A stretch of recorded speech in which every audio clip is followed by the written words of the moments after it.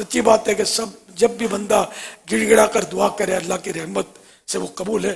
خود فرماتا ہے ادعونی استجب لکم، مجھ سے دعا مانگو میں قبول فرماتا ہوں. اب وہ قبولیت کا انداز جو بھی ہو، بظاہر ہم جو مانگ رہے ہیں وہ ہمیں نہ ملے تو ہو سکتا ہے وہ ہمارے حق میں اچھا نہ ہو، اس لیے ہمیں نہ دیا گیا. اس پر دل تھوڑا نہیں کرنا چاہیے کہ یہ اللہ تو قبول کرتا ہے، ہماری دعا قبول نہیں ہوئی. اللہ پاک ہماری بہتری پر نظر رکھتا ہے، یہ بھی اس کا احسان ہے. مطلب جو مانگا وہ دیا، وہ جو مانگا دیا. تو ہم کبھی غصے میں آ کر ماں غصے میں آئے تو پھٹ پڑے تو مر جائے، تیرا جنازہ اٹھے بولتی ہے نا. پھر بخار آتا ہے تو سرانے بیٹھ کے روتی ہے اور بول دے تو پھٹ پڑے نا مر جائے نا. تو یہ اللہ قبول نہیں کرتا جب تو یہ ماں کا فائدہ ہے نا. اس طرح باپ کبھی غصے میں آ کر، تو اس طرح عام آدمی بھی ایک دوسرے کو غصے میں آ کر پتہ نہیں کیا کیا بول دیتے ہیں.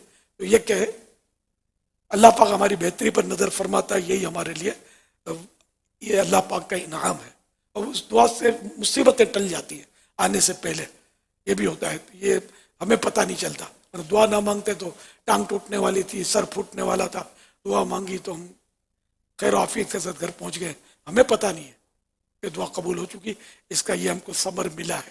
یا اللہ پاک وہ آخرت میں ثواب کی صورت میں اس کو رکھتا ہے. جب آخرت میں دنیا میں قبول نہ ہونے والی دعاؤں کا بندہ اجر دیکھے گا تو تمنا کرے گا کہ کاش میری کوئی دعا قبول نہ ہوتی.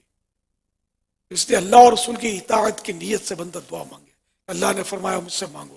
محبوب کریم صلی اللہ علیہ وسلم نے بھی دعا کی ترغیب ارشاد فرمائی. جگہ جگہ دعا کے بارے میں حدیثیں ہیں.